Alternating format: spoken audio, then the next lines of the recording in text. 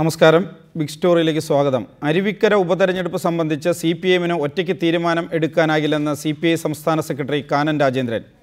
RSPക്ക് നൽകിയിരുന്ന സീറ്റുകൾ എന്തു ചെയ്യണമെന്ന് കൂട്ടായി തീരുമാനിക്കുമെന്നും കാനൻ രാജേന്ദ്രൻ പറഞ്ഞു. ചെയ്തിട്ടില്ല.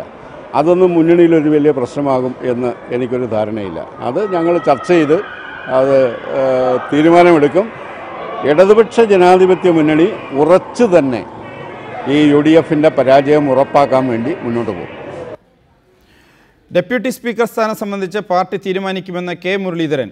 താൻ യെസ് എന്നോ നോ എന്നോ പറഞ്ഞിട്ടില്ല എന്നും K. മുരളീധരൻ പറഞ്ഞു. ഡെപ്യൂട്ടി സ്പീക്കർ, രാജ്യസഭാ സീറ്റ് എന്നീ വിഷയങ്ങളിൽ എല്ലാ കക്ഷികളുമായി ചർച്ച നടത്തി സമവായത്തിലെത്തുമെന്ന് മുഖ്യമന്ത്രി ഉമ്മൻചാണ്ടി അറിയിച്ചു. അവരെല്ലാവരുമായിട്ട് സംസാരിച്ചിട്ടേ ഒരു തീരുമാനം എടുക്കത്തുള്ളൂ. ഞാൻ എസ്സും പറഞ്ഞിട്ടില്ല, നോവും പറഞ്ഞിട്ടില്ല. എല്ലാ കാര്യങ്ങളും പാർട്ടി തീരുമാനിക്കണം. എന്തോ ഈ വിഷയമാണ് ഇന്ന് ബിഗ് സ്റ്റോറി ചർച്ച ചെയ്യുന്നത്. ശ്രീ ഭാസുരേന്ദ്ര ബാബു, RSP കൊല്ലം ജില്ലാ secretary Shri Philip K. Thomas, advocate Jaishankar എന്നിവരാണ് ഇപ്പോൾ ഈ ചർച്ചയിൽ പങ്കെടുക്കുന്നത്. ശ്രീ ഫിലിപ്പ് K. തോമസ്, എന്തുകൊണ്ടാണ് ഡെപ്യൂട്ടി സ്പീക്കർ സ്ഥാനം അതിൽ ഒരു തീരുമാനത്തിലെത്തിയിട്ടില്ല എന്ന് ഉമ്മൻചാണ്ടിയും അതുപോലെ UDF കൺവീനർ PP തങ്കച്ചനും ആവർത്തിക്കുമ്പോൾ തന്നെ ഡെപ്യൂട്ടി സ്പീക്കർ സ്ഥാനം RSPക്കാണെന്നും കോവൂർ കുഞ്ഞുമോനാണ് ഡെപ്യൂട്ടി സ്പീക്കർ എന്നും നിങ്ങൾ പറഞ്ഞത്? ഡെപ്യൂട്ടി സ്പീക്കർ സ്ഥാനത്തെ സംബന്ധിച്ചിടത്തോളം കഴിഞ്ഞ UDF മീറ്റിങ്ങിൽ അത് തീരുമാനിക്കാനുള്ള അവകാശം മുഖ്യമന്ത്രി ഉമ്മൻചാണ്ടിക്കും പാർട്ടി സെക്രട്ടറി A. അസീസിനും നൽകിയിട്ടുള്ളതാണ്. എന്തുകൊണ്ടാണ് UDFിൽ തീരുമാനമെടുക്കാതെ ആ കാര്യം മുഖ്യമന്ത്രിക്ക് വിടുക എന്ന ഒരു നിലപാട് സ്വീകരിച്ചിരിക്കെ നിങ്ങളതിലൊരു അന്തിമ തീരുമാനം മുഖ്യമന്ത്രിയുടെ ഭാഗത്തു നിന്ന് വരുന്നതിന് മുമ്പ്, ഇപ്പോൾ അസീസ് പറഞ്ഞത് അത് RSPക്കുള്ളതാണ്, അതിൽ കോവൂർ കുഞ്ഞുമോനായിരിക്കും സ്ഥാനാർത്ഥി എന്ന്, എന്തുകൊണ്ട് ആ ഒരു ഭിന്നാഭിപ്രായം രൂപപ്പെട്ടു? അങ്ങനൊരു ഭിന്നാഭിപ്രായവുമില്ല. ആ കാര്യത്തിൽ തീരുമാനമെടുക്കുന്നതിന് വേണ്ടി മുഖ്യമന്ത്രിയെയും പാർട്ടി സെക്രട്ടറി സഖാവ് A. അസീസ് MLAയുമാണ് ചുമതലപ്പെടുത്തിയിട്ടുള്ളത്. അതിൻ്റെ അടിസ്ഥാനത്തിൽ പാർട്ടിക്ക് ലഭിക്കുമ്പോൾ അത് കോവൂർ കുഞ്ഞുമോനെ ആയിരിക്കും ആ സ്ഥാനത്തേക്ക് പരിഗണിക്കുന്നത് എന്നാണ് പറഞ്ഞിട്ടുള്ളത്. അടൂർ പ്രകാശിൻ്റെ വസതിയിൽ ചേർന്ന I ഗ്രൂപ്പ് യോഗം ഡെപ്യൂട്ടി സ്പീക്കർ സ്ഥാനം കോൺഗ്രസിന് വേണമെന്നും അത് I ഗ്രൂപ്പിന് വേണമെന്നും K. മുരളീധരനെ ഡെപ്യൂട്ടി സ്പീക്കർ ആക്കണമെന്നും ആവശ്യപ്പെട്ടിട്ടുണ്ട്. മാത്രമല്ല, കോൺഗ്രസിൻ്റെ കയ്യിൽ നിന്ന് ഡെപ്യൂട്ടി സ്പീക്കർ സ്ഥാനം മറ്റേതെങ്കിലും ഒരു കക്ഷിക്ക് കൊടുക്കേണ്ട സാഹചര്യമില്ല. കാരണം സ്പീക്കർ സ്ഥാനവും ഡെപ്യൂട്ടി സ്പീക്കർ സ്ഥാനവും കോൺഗ്രസിൻ്റെ കയ്യിലാണ്. അങ്ങനെ വരുമ്പോൾ അത് മറ്റൊരു കക്ഷിക്ക് നൽകേണ്ടതില്ല. അതുപോലെ തന്നെ അരുവിക്കര സീറ്റ് ഇടതുപക്ഷ ജനാധിപത്യ മുന്നണിയിൽ നിന്നപ്പോൾ RSP മത്സരിച്ചു എങ്കിലും UDF G. കാർത്തികേയൻ ജയിച്ചു വരുന്ന ഒരു സീറ്റാണ്. അതുകൊണ്ട് അരുവിക്കര സീറ്റും കോൺഗ്രസിന്, ഡെപ്യൂട്ടി സ്പീക്കർ പദവിയും കോൺഗ്രസിന്. ഇതാണ് കോൺഗ്രസിൽ നിന്ന് പുറത്തു വരുന്ന വാർത്തകളും കാര്യങ്ങളും. അപ്പോൾ ഒരു ഏകാഭിപ്രായത്തിൽ എത്തുന്നതിന് മുമ്പ് UDF കൺവീനറോ അതല്ലെങ്കിൽ UDF ചെയർമാനോ കാര്യങ്ങൾ വ്യക്തമാക്കുന്നതിന് മുമ്പ് RSP ഇത് ഞങ്ങൾക്ക് നൽകിയിരിക്കുന്നു, ഇന്നയാളായിരിക്കും സ്ഥാനാർത്ഥി എന്ന് പറയുമ്പോൾ അത് വിലപേശൽ പുറത്ത് ശക്തിപ്പെടുത്തുക എന്ന ലക്ഷ്യത്തോടെയാണോ, അതോ LDFിൽ എടുത്ത അതേ സമീപനം, വിട്ടുവീഴ്ചയില്ല തങ്ങളുടെ കാര്യത്തിൽ, ഇത്തരം കാര്യങ്ങളിൽ എന്നാണോ നിങ്ങളുടെ നിലപാട്?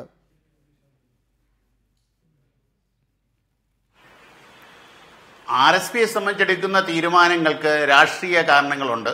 രാഷ്ട്രീയ അഭിപ്രായങ്ങളുടെ അടിസ്ഥാനത്തിൽ മാത്രമാണ് തീരുമാനങ്ങൾ എടുക്കാൻ പാർട്ടി നിർബന്ധിതമാകുന്നത്.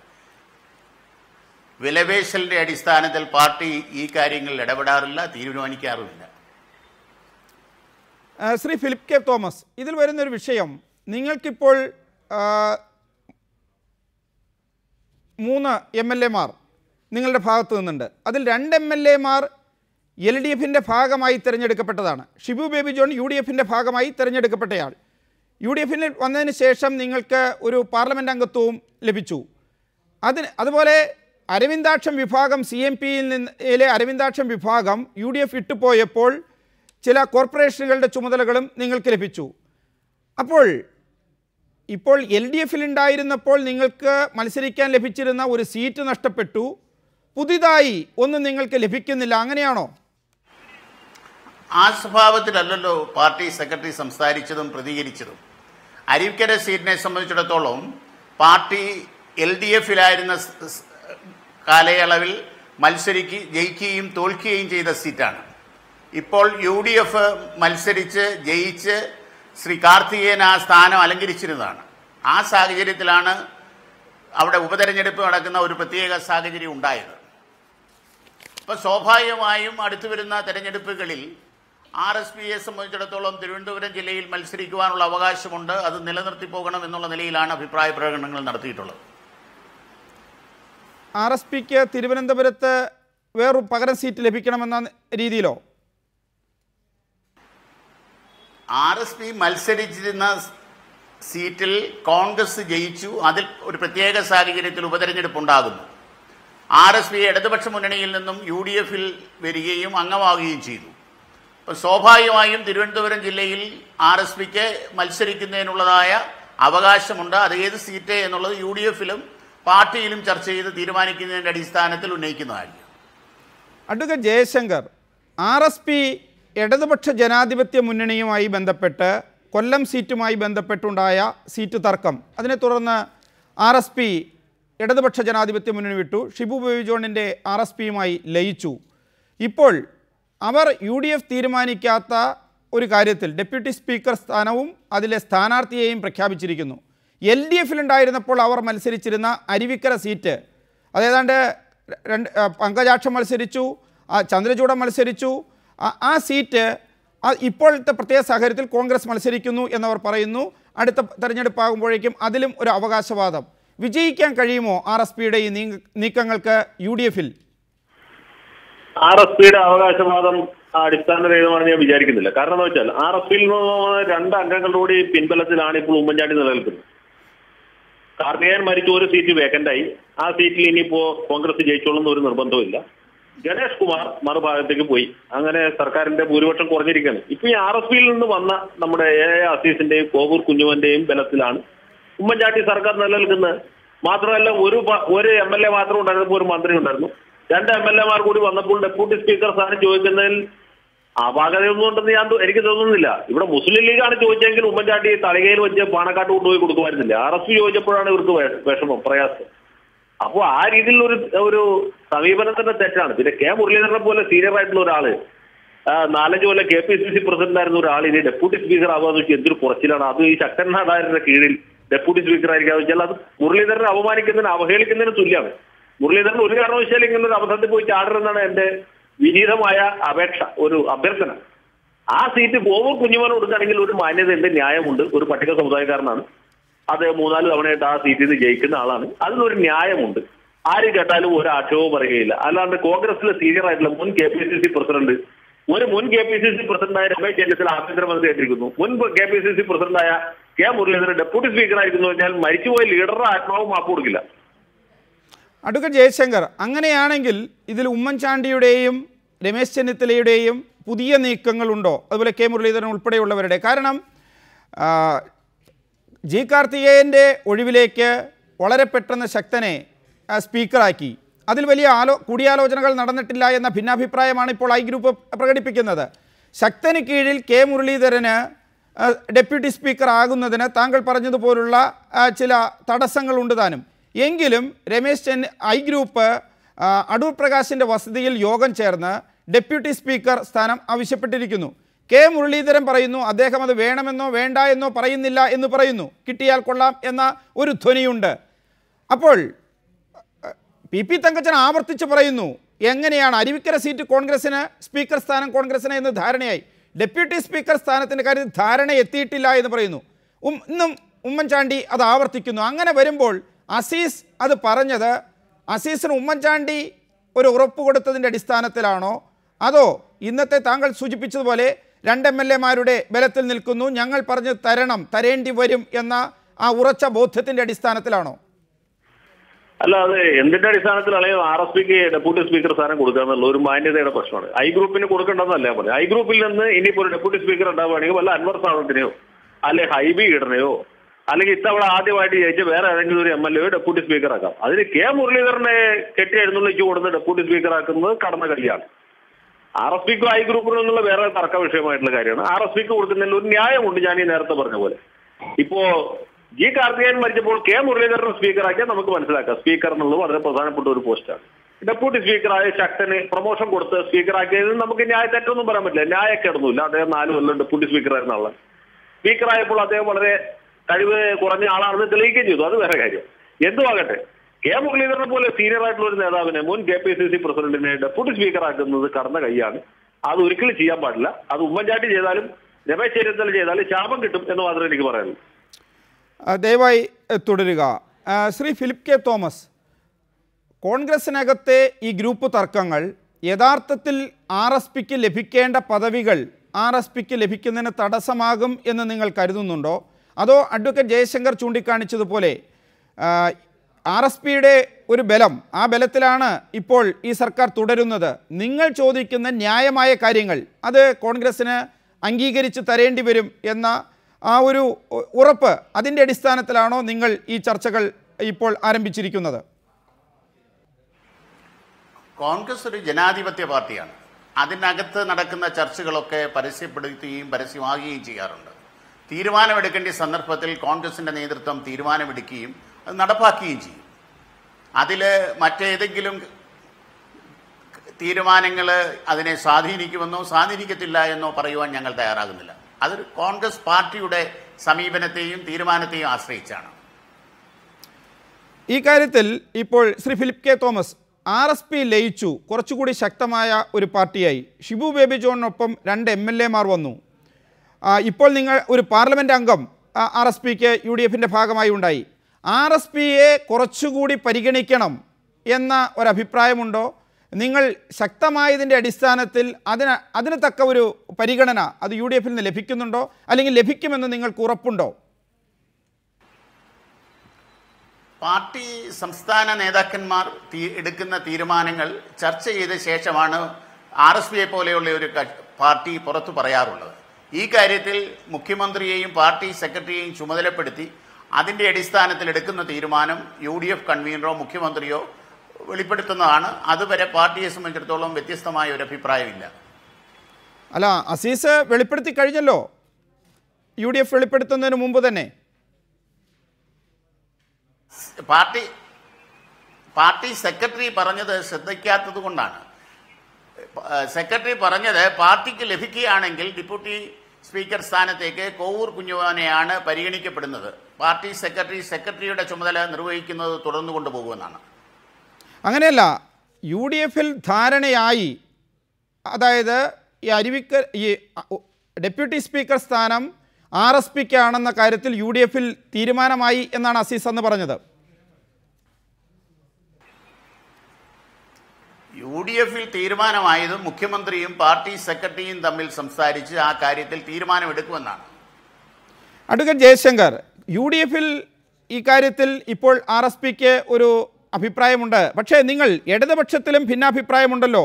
കാരണം അരുവിക്കര ഉപതെരഞ്ഞെടുപ്പ് സംബന്ധിച്ച് CPIM-ന് ഒറ്റയ്ക്ക് ഒരു തീരുമാനമെടുക്കാനാകില്ല എന്നാണ് CPI സംസ്ഥാന സെക്രട്ടറി കാനൻ രാജേന്ദ്രൻ ഇന്ന് പറഞ്ഞിരിക്കുന്നത്. RSPക്ക് ഇടതുപക്ഷം കഴിഞ്ഞ തെരഞ്ഞെടുപ്പിൽ കൊടുത്തിരുന്ന 4 സീറ്റുകൾ, ആ 4 സീറ്റുകൾ ആർക്കൊക്കെ എങ്ങനെയൊക്കെ അത് LDFൽ വീതം വെക്കേണ്ടതിനെക്കുറിച്ച് അതിലൊരു വ്യക്തത വരുത്തേണ്ടി വരും എന്ന് പറയുന്നു. അപ്പോൾ ഇടതുപക്ഷ ജനാധിപത്യ മുന്നണിയിലും RSP ഒഴിഞ്ഞു പോകുന്നതുമായി ബന്ധപ്പെട്ട് ആ സീറ്റുകളുടെ കാര്യത്തിൽ ഒരു തർക്കം രൂപപ്പെടാനുള്ള സാധ്യതയുണ്ടോ? അല്ല, അത് സ്വാഭാവികമായിട്ടുള്ള ഒരു കാര്യമാണല്ലോ. തർക്കം രൂപപ്പെടലല്ല. ഇപ്പൊ ഒരു പാർട്ടി മുന്നണിയിൽ നിന്ന് പോകുന്നു, അങ്ങനെ കുറെ സീറ്റുകൾ മിച്ചം വരുന്നു. അതിന്റെ അർത്ഥം ആ ഒഴിഞ്ഞുപോയ പാർട്ടിയുടെ മൊത്തം സീറ്റുകൾ ഒരു പാർട്ടി അങ്ങോട്ട് കൈവശപ്പെടുത്താന്നല്ലോ. ഇപ്പൊ ജോസഫ് ഗ്രൂപ്പ് പോയപ്പോൾ അങ്ങനെയല്ലോ ചെയ്ത്. ജോസഫ് ഗ്രൂപ്പിന്റെ സീറ്റുകൾ മുന്നണിയിൽ ആലോചിച്ച് ഘടകകക്ഷികൾ തമ്മിൽ വീതിച്ചെടുക്കുകയോ സ്വതന്ത്രം വരെ മത്സരിക്കുകയോ ഒക്കെ ചെയ്തു. അതൊക്കെ മുന്നണിയുടെ താല്പര്യം അനുസരിച്ച് ഘടകകക്ഷികൾ ആലോചിച്ച് കൂട്ടായി ആലോചിച്ചെടുക്കുന്ന ഒരു തീരുമാനം. ഇപ്പൊ RSP പോയി അരുവിക്കരയിൽ CPM മത്സരിക്കുന്നതായിരിക്കും ഉചിതം. അത് എനിക്കും സംശയമൊന്നുമില്ല കാര്യം. പക്ഷെ അത് പിണറായി വിജയന്റെയോ അല്ലെങ്കിൽ കോടിയേരി ബാലകൃഷ്ണന്റെയോ VS അച്യുതാനന്ദന്റെയോ ഒരു തീരുമാനമായിട്ടല്ലാതെ CPM പാർട്ടി സെക്രട്ടേറിയറ്റിന്റെ തീരുമാനമായിട്ടല്ലാതെ ഇടതുമുന്നണിയിൽ വെച്ച് ചർച്ച ചെയ്ത് ആ സീറ്റ് CPM-ന് കൊടുക്കുക. അവിടെ CPM-ന്റെ സ്ഥാനാർത്ഥി മത്സരിക്കുക. ആ സ്ഥാനാർത്ഥിയുടെ വിജയത്തിന് വേണ്ടി എല്ലാ പാർട്ടികളും ഒത്തൊരുമയോടുകൂടി പ്രവർത്തിക്കുക. അതാണ് എന്റെ നാട്ടുനടപ്പ്. അല്ലെ അതിന് മുന്നണി എന്ന് പറയേണ്ട ആവശ്യമില്ല ലീഗിന്റെ. ദയവായി തുടരുക. ശ്രീ ഭാസ്കരേന്ദ്ര ബാബു, ഇടതുപക്ഷ ജനാധിപത്യ മുന്നണിയിൽ വേണ്ടത്ര ജനാധിപത്യമില്ല. സീറ്റ് നൽകുന്ന കാര്യത്തിലും മത്സരിക്കാൻ അവസരം നൽകുന്ന കാര്യത്തിലും ഘടകകക്ഷികളെ പരിഗണിക്കുന്നില്ല. അവർക്ക് ന്യായമായി അർഹതപ്പെട്ട കൊല്ലം സീറ്റ് അവർക്ക് നൽകിയില്ല. ഇതിൻ്റെ എല്ലാം പേരിലായിരുന്നു RSP പാർലമെൻറ്റ് തെരഞ്ഞെടുപ്പിൻ്റെ സമയത്ത് മുന്നണി വിട്ടത്. ഇപ്പോൾ CPI വീണ്ടും പറയുന്നു RSP പോയ ആ അവസ്ഥയിൽ ആ 4 സീറ്റുകൾ അത് ഇടതുപക്ഷ ജനാധിപത്യ മുന്നണി കൂട്ടായി ആലോചിച്ച് വ്യക്തത വരുത്തണം. CPI മാത്രം അക്കാര്യത്തിലൊരു തീരുമാനമെടുത്ത് മുന്നോട്ട് പോകരുത് എന്ന കാര്യം പറയുന്നു. ഏതാണ്ട് സമാനമായ മറ്റൊരു സാഹചര്യം UDF-ൽ RSPയുമായി ബന്ധപ്പെട്ട് രൂപപ്പെട്ടിരിക്കുന്നു. അവർ മത്സരിച്ചിരുന്ന അരുവിക്കര സീറ്റ് ഇപ്പോഴത്തെ സാഹചര്യത്തിൽ എങ്ങനെയാണെങ്കിലും അടുത്ത തവണ അവർക്ക് വേണം. അതുപോലെ തന്നെ ഡെപ്യൂട്ടി സ്പീക്കർ സ്ഥാനം, അതിനുവേണ്ടി അവർ കൃത്യമായ ഒരു നിലപാടെടുത്തിരിക്കുന്നു. മുഖ്യമന്ത്രിയും അസീസും ചേർന്ന് അതിലൊരു തീരുമാനം രൂപപ്പെടും എന്ന പ്രതീക്ഷ അവർ വച്ചു പുലർത്തുന്നു. അപ്പോൾ കുറച്ചുകൂടി ജനാധിപത്യപരമായ ഒരു പ്രവർത്തനം അത് UDF-ലല്ലേ നടക്കുന്നത്?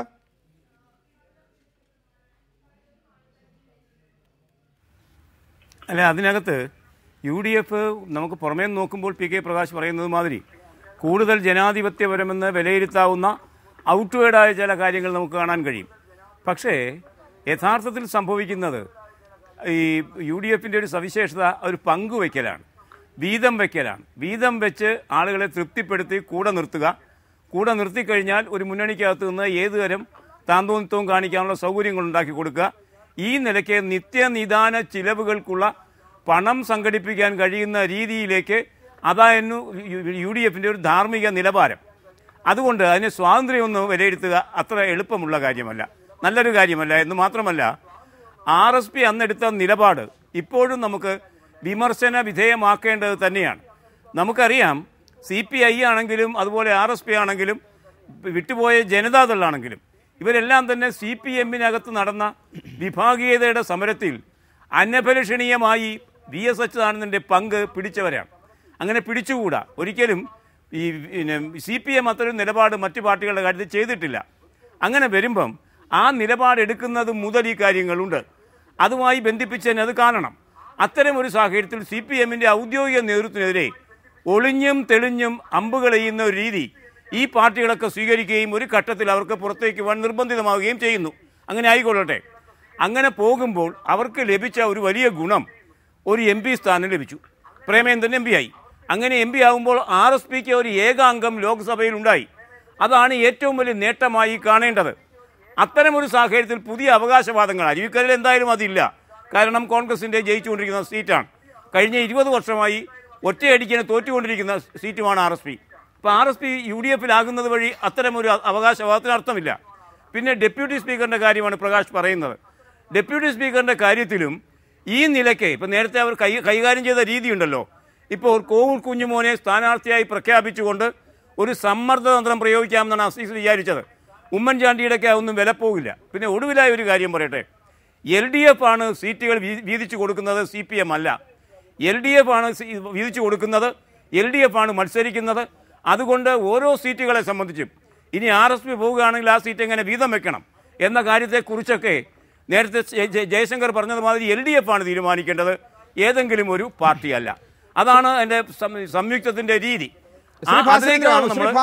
അങ്ങനെ LDF ആണ് തീരുമാനിക്കേണ്ടത്, LDF ആണ് സീറ്റ് വിഭജിച്ച് നൽകേണ്ടത് എന്ന കാര്യം ഒരുപക്ഷെ നമ്മളിൽ ആരെക്കാളും അറിയാവുന്നയാളാണല്ലോ കാനൻ രാജേന്ദ്രൻ. അതറിയാവുന്ന കാനൻ രാജേന്ദ്രൻ അങ്ങനെയാണെങ്കിൽ മാധ്യമങ്ങളോട് പറയണമോ? അരുവിക്കര ഉപതെരഞ്ഞെടുപ്പ് സംബന്ധിച്ച് CPM-ന് ഒറ്റയ്ക്കൊരു തീരുമാനമെടുക്കാൻ കഴിയില്ല. RSP വിട്ടുപോകുമ്പോൾ ഒഴിവ് വരുന്ന 4 സീറ്റുകളുടെ കാര്യത്തിൽ അതിൻ്റെ കാര്യത്തിൽ ഒരു ധാരണ എത്തേണ്ടി വരും. LDF-ൽ പോയി പറഞ്ഞാൽ പോരെ?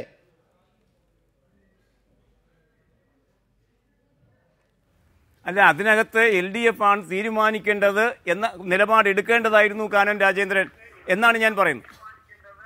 അഡ്വക്കേറ്റ് ജയശങ്കർ, അതായത് ഇടതുപക്ഷ ജനാധിപത്യ മുന്നണിക്കകത്ത് ചർച്ച ചെയ്യുകയും അത് വിഭജിച്ചെടുക്കുകയും ചെയ്യാൻ ഉത്തരവാദപ്പെട്ട കാനൻ രാജേന്ദ്രൻ, ആ കാനൻ രാജേന്ദ്രൻ അനാവശ്യമായ ഒരു തർക്കം അതല്ലേ, അത് CPM അങ്ങനെ ഒറ്റയ്ക്ക് അക്കാര്യത്തിൽ തീരുമാനമെടുക്കേണ്ടതില്ല, ഈ 4 സീറ്റുകളുടെ കാര്യത്തിൽ അതിൽ വ്യക്തത വരുത്തണം എന്ന ഒരു നിലപാട് മുന്നോട്ട് വെച്ചത് അത് ശരിയാണോ?